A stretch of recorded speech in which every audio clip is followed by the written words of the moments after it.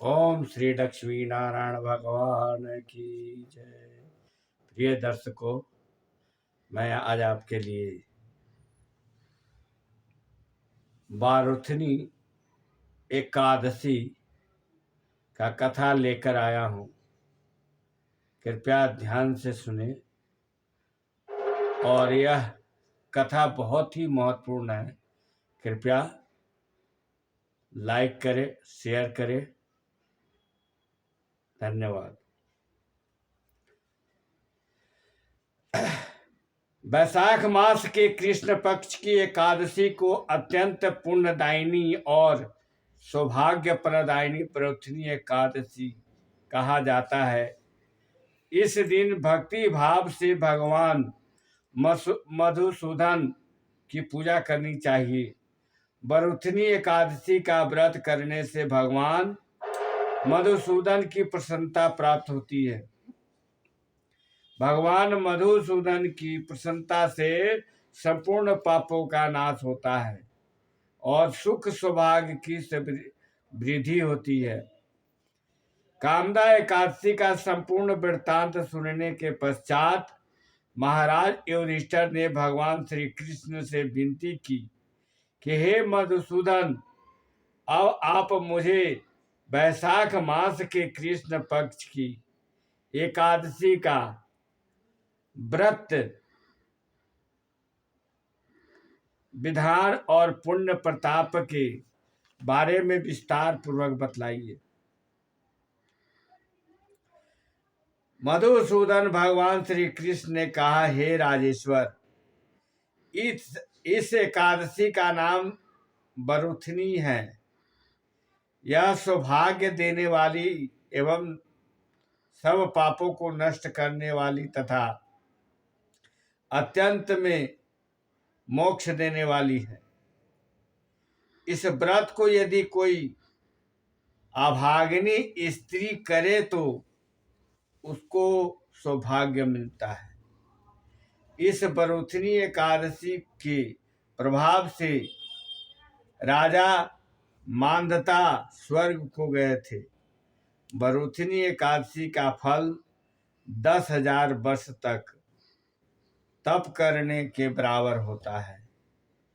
कुरुक्षेत्र में सूर्य ग्रहण के समय 1,00,000 बार स्वर्ण दान करने से जो फल प्राप्त होता है, वही फल बारुथनी एकादशी का व्रत करने से मिलता है। बारुथनी एकादशी के व्रत को करने से मनुष्य इस लोक में सुख भोग कर परलोक में स्वर्ग को प्राप्त होता है। शास्त्रों में कहा गया है कि हाथी का दान, घोड़े के दान से, तिलों के दान से, स्वर्ण के दान से तथा स्वर्ण के दान से अन्न दान से श्रेष्ठ अन्न दान के बराबर कोई दान नहीं। अन्न दान से देवता, पितर और मनुष्य तीनों लोग तृप्त हो जाता है। शास्त्रों में इसको कन्यादान के बराबर माना गया है। बारुथनी एकादशी के व्रत से अन्न दान तथा कन्यादान दोनों के योग के बराबर फल मिलता है। जो मनुष्य लोभ के वश होकर कन्या का धन लेते हैं,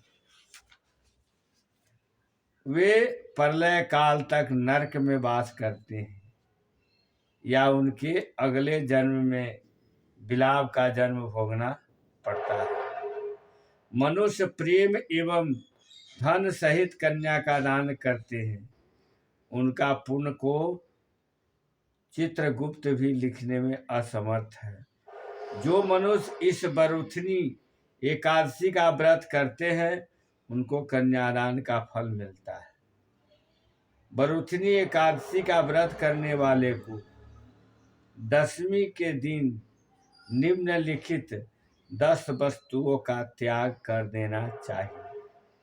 कांसे के बर्तन में भोजन करना, मांस, मसूर की दाल, चना, कोदो, साग, मधु, शहद दूसरे का अन्न दूसरी बार भोजन करना एवं स्त्री प्रसंग व्रत करने के वाले दिन जुआ नहीं खेलना चाहिए तथा शयन भी नहीं करना चाहिए। उस दिन पान खाना, दातुन करना, दूसरे की निंदा करना तथा चुगली करना एवं पापी मनुष्यों के साथ बातचीत करना सब त्याग देना चाहिए। उस दिन क्रोध तथा मिथ्या भाषण भी नहीं करना चाहिए। हे राजन, जो मनुष्य विधिवत इस एकादशी का व्रत करते हैं उनको स्वर्गलोक की प्राप्ति होती है। अतः प्रत्येक मनुष्य को यह व्रत अवश्य करना चाहिए तथा पापों से डरना चाहिए। इस व्रत के महात्म को पढ़ने तथा सुनने मात्र से 1000 गौदान का फल मिलता है।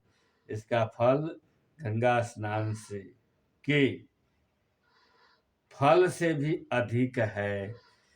प्रेम से बोलिए श्री लक्ष्मी नारायण भगवान की जय। कथा संपूर्ण हुआ।